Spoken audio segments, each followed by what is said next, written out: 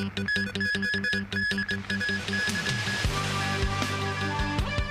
man sentenced to 3 months in jail for insulting the Chinese national anthem. National Security Police took away family members of 2 fugitives for questioning. And President Xi Jinping meets Henry Kissinger in Beijing.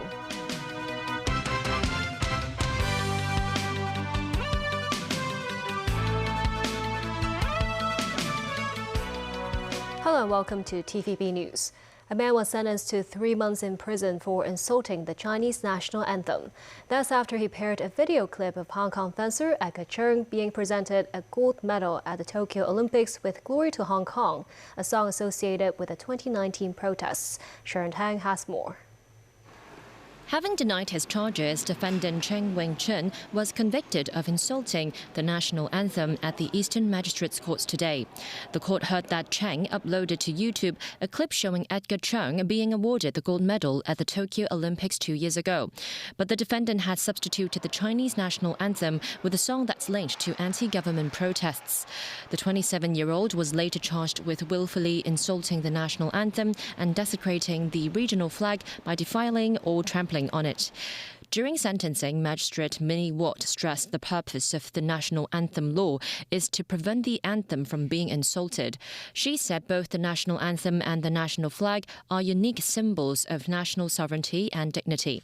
The magistrate thinks the defendant has no remorse. The self-claimed photographer said he didn't know the meaning behind the song, but he did work for a political party back in 2019 and had taken part in protests, so the court found his argument unconvincing. Even though the defendant later turned the published video into private mode, that does not change the fact that the video has gone viral. The defendant also changed the video setting back to public a year later. Up to July last year, the clip had recorded 90,000 views. The magistrate added the clip had triggered many conflicts online, which is disrespectful to athletes. As that would have prompted more netizens to carry out similar insulting behaviours, the magistrate described Cheng's offence as severe. In the end, he was slapped with a 3-month jail term. On Friday, the High Court will deal with the Department of Justice's application to prohibit the performing or broadcasting of the song Glory to Hong Kong. Sharon Tang, TVB News. National Security Police took away 4 people for questioning. It's understood they are the older brother of former lawmaker Dennis Kwok and family members of Mung Siu Tat, who was chief executive of the now disbanded Confederation of Trade Unions. Sources say the authorities want to determine whether assistance has been rendered to fugitives.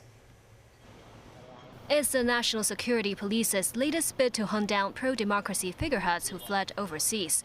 Thursday morning, the older brother of former lawmaker Dennis Kwok was taken to Western Police Station and was let go at around 2 p.m. Dennis Kwok was among the 8 fugitives under the National Security Police's arrest warrant.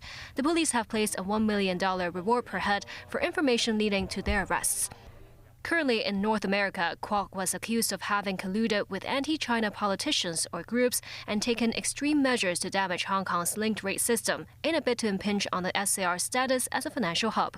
Another activist with his family targeted Mung Siu Tat. He's a former chief executive of the now-defunct Hong Kong Confederation of Trade Unions. Having left for the UK 2 years ago, Mung allegedly advocated Hong Kong independence in meetings held under the pretext of labor rights protection.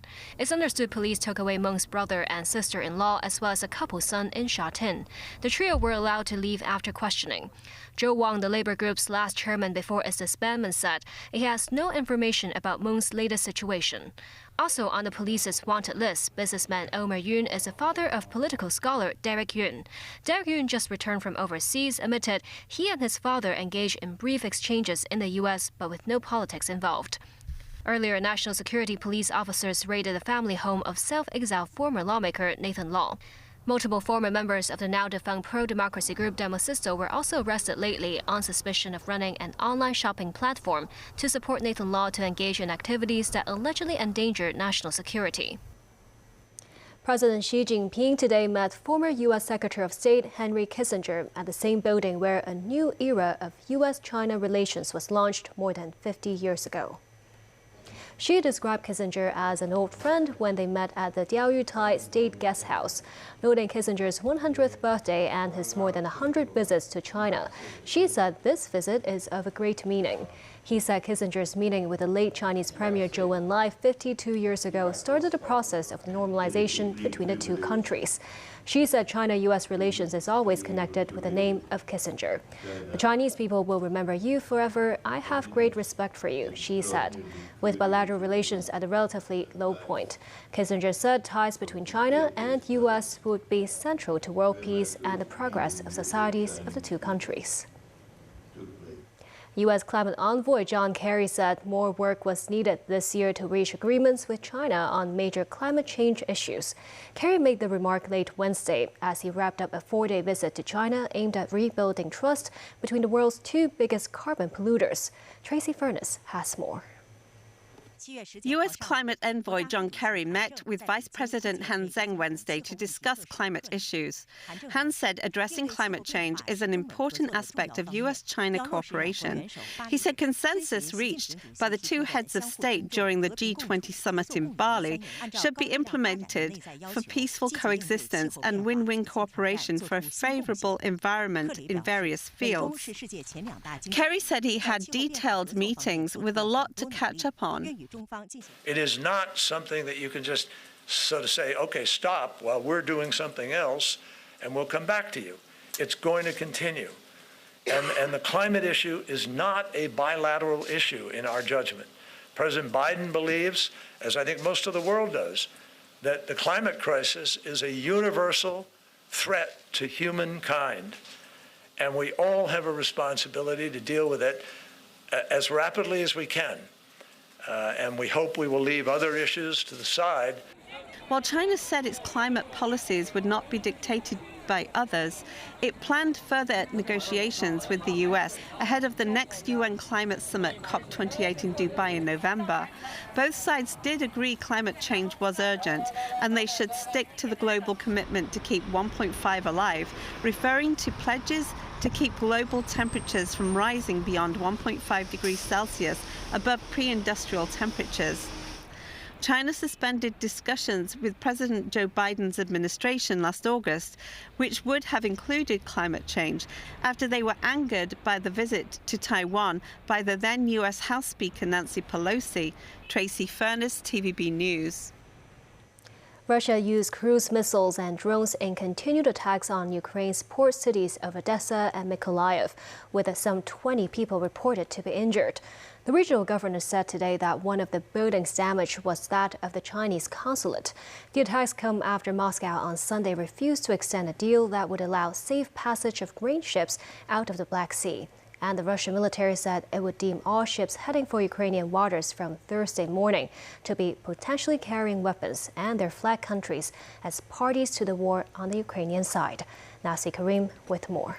The deal on Sunday and has since launched nightly missile strikes and drone attacks on Ukraine's two largest port cities, Odessa and Mykolaiv.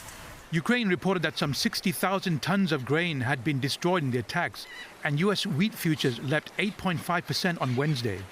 Russian President Vladimir Putin, in a conference call with government officials, accused Western countries of perverting the deal, forcing Moscow's hand in refusing to extend the program. He said a parallel agreement allowing for the Russian export of fertilizer and food had been totally ignored by the West. Putin said Russia would immediately return to the deal if 5 conditions are met, including readmission of the Russian Agricultural Bank to the SWIFT payment system and the unblocking of accounts and financial activities of Russian fertilizer companies. He warned that the Black Sea passageway was a dangerous place to be for any foreign vessel. Any ship entering, he said, would be presumed to be carrying military cargo, and the registered countries deemed involved in the conflict on the side of Ukraine.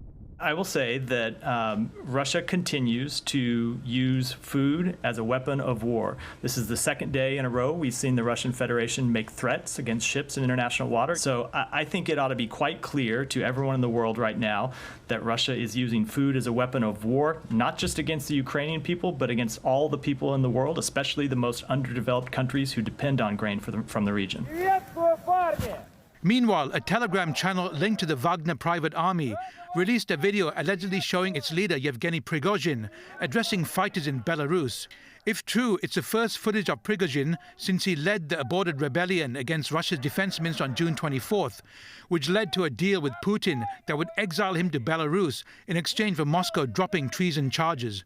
Nazri Karim, TVB News. The U.S. is working with Sweden and South Korea to secure the release of an American soldier who ran from a tour group into North Korea. North Korea wasn't responding today to U.S. attempts to discuss the issue. Family members of the soldier said he may have felt overwhelmed as he faced legal troubles and could be discharged from the military. More from NBC News. Tonight, a picture of Travis King coming into sharper focus. The U.S. Army private set off a diplomatic crisis when he dashed across South Korea's border with North Korea Tuesday. I noticed this guy running very fast, sort of in a line towards the North Korean side. Sarah Leslie from New Zealand said she was on a guided tour of the demilitarized zone that King joined. My initial thought was like, oh my God, he's obviously doing that as a TikTok stunt, and that's the stupidest thing you could ever do. Sarah showed us this picture she said she took minutes before King dashed across the DMZ, evading more than a dozen South Korean and American soldiers, she said. King can be seen here, she said, in the black hat and shirt. So were you afraid? Did you think that they were going to start shooting? I was afraid, yes. While serving in South Korea, King had multiple run-ins with the law, according to local legal documents. Last September, he was accused of assaulting a man at a nightclub. And in a separate incident in October, police arrested him for assault. While sitting in a police car, King shouted insults at Koreans and Korean police, according to court documents. He also kicked the car, causing nearly $500 in damage. And he was just released after nearly 2 months in a South Korean prison, according to American officials who spoke anonymously to the Associated Press. His family back home in Wisconsin, distraught. He had a father, but his dad was never around, so my sister took care of him, and then at the same time, he had to man up, so he want to take care of his mama, take care of his family. That's how I view my nephew. The family is hurt because of this. His mother is very upset. She talked to somebody yesterday and just asked them could they just get her son out of there. King was supposed to board a flight to the States for more military discipline. American soldiers even escorted King to the airport, but left him at his gate. According to Korean media, King was able to leave the airport after he said he had lost his passport. And that's when Private King managed to join a guided tour to the North Korean border and ran headlong into one of the world's most totalitarian regimes. And still ahead. In New Zealand, a deadly shooting incident in Auckland hours before the opening of the Women's World Cup. A look at the world's largest office building in India. And locally, EChannel services at immigration checkpoints will be extended to foreign domestic helpers and imported workers.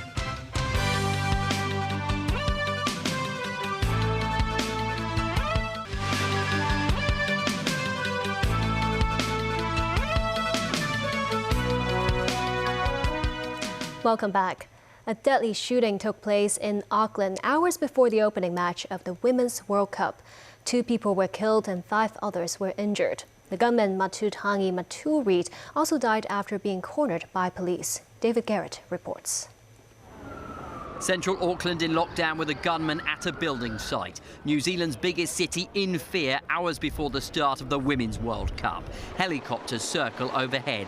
Dozens of police vehicles descend on the business district as shots were heard. Witnesses were scared.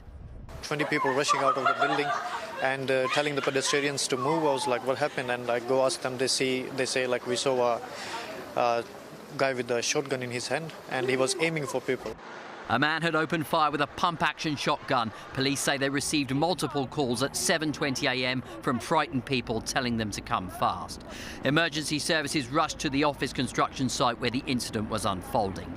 Armed police were on the scene within 15 minutes. The gunman went into a lift shaft for cover. Police say an officer was injured by the gunman before a barrage of shots were exchanged. Workers hid themselves amid construction for protection. Some only emerged afterwards when the gunman was confirmed dead. We believe he is a 24-year-old. We understand he has worked at the construction site and believe the reason for his presence at the site this morning was connected with that work. The incident is not being treated as terrorism. New Zealand is co-hosting the FIFA showpiece with Australia over the next 4 weeks, with Auckland hosting the first match. The shooting put the city and the country on edge. I will be going. It is safe to go, and we continue to encourage the Auckland community to get behind this event. With security visible, football fans seemed undeterred. Fans of New Zealand and Norway made their way to Eden Park in Auckland for the start of one of the year's biggest sporting spectacles. David Garrett, TVB News. A building in India's Gujarat state capital, Surat, overtakes the Pentagon to become world's largest office building. Surat Diamond Boards is a one-stop shop for more than 65,000 diamond professionals and is now the world's largest office building. It has 7.1 million square feet of floor space, making it larger than the previous record holder, the Pentagon, which has 6.5 million square feet of floor space. The building has 9 15-story towers that all connect with each other. Starting early morning Sunday, the Hong Kong e-toll will be implemented at the Cross Harbour Tunnel. The Transport Department says the measure could alleviate traffic congestion in areas around the tunnel. However, it says significant results may only be achieved by staggering separate tolls according to different time slots. Timothy Lee reports. An average of 110,000 vehicles pass through the Cross Harbour Tunnel each day, making it Hong Kong's busiest tunnel. It is also the scene of traffic jam nightmares. But starting this weekend, drivers will no longer need to queue at the toll plaza. At 5 a.m. Sunday, residents can use the HK e-toll when driving through the Cross Harbour Tunnel. Previously, drivers traveling on 4 lanes, including Princess Margaret Road and Chatham Road, needed to merge at the toll plaza. Under the new measure, the 8 original toll booths will no longer be used. Instead, drivers will keep to 4 lanes, eventually merging into 2 lanes before entry into the tunnel. Commissioner for Transport Rosanna Law believes that common incidents of drivers cutting off other vehicles near the toll plaza will become rarer, but she remains pessimistic about the HK e-toll solving congestion problems. She added that a system of separate tolls according to different time slots could alleviate traffic jams. Starting 1 a.m. Sunday, both the entrance and exit of the Cross Harbour Tunnel will be cordoned off in phases. By 4 a.m., lanes in both directions of the tunnel and the branchway will be cordoned off for 1 hour to prepare for the HK e-toll. Other tunnels, such as the Western and Eastern Harbour crossings, will implement the HK e-toll in August. Timothy Lee, TVB News. The Immigration Department has announced the EChannel Service will be extended to foreign domestic helpers, non-local students, and imported workers starting tomorrow. To be eligible for the service, people belonging to these 3 categories must be 11 years old or above and hold smart ID cards. Those hoping to use contactless e-channels must enroll through the department's mobile app using a smartphone equipped with a biometric authentication function. Upon registration, residents can verify their identity through facial recognition for immigration clearance. On average, it takes 7 seconds to complete the clearance process through e-channels. These 3 categories of Hong Kong residents, now they can use our e-channels to perform their self-service immigration clearance. So, in theory, we can have more counters to cater for other travelers who cannot use our e-channel services. Will certainly allow our department to flexibly deploy our manpower. A survey by the Department of Health revealed that the iodine intake for local residents aged 35 or above is below the World Health Organization's recommendation. Iodine deficiency could lead to health conditions such as impaired mental functioning and thyroid disorders. Health authorities have suggested various foods that could raise Hong Kongers' iodine intake. Timothy Lee has more. Iodine, an essential element that everyone needs to maintain healthy thyroid function and for children, their physical development. People suffering from iodine deficiency could experience symptoms such as hyperthyroidism, impaired mental functioning, as well as weight gain. To find out more about local residents' iodine status, the Department of Health conducted a survey between November 2020 and 2022 involving 16,000 individuals aged 15 or above. The findings indicated the urinary iodine concentration, or UIC, of those aged between 15 and 84 was 91.3 micrograms per liter. Among those between ages 15 and 34, the median UIC was 107.5 micrograms per liter, further decreasing to 79.8 micrograms per liter for those in the 55 to 84 age group. This means the iodine intake in large sections of the community is below the World Health Organization's criteria of a minimum of 100 micrograms per liter. And iodine is the important micronutrient for human being among the whole life causes. And because it's important for maintaining the normal thyroid function. Inadequacy among the children will affect the physical development and also the mental development and also the brain development. And for the other age group, and they will also affect the thyroid function. The Department of Health suggests that to combat iodine deficiency, residents could consume iodine-rich foods such as seaweed, fish, and dairy products in order to achieve a healthy, balanced diet. Timothy Lee, TVB News. And that's the news. Thank you for watching.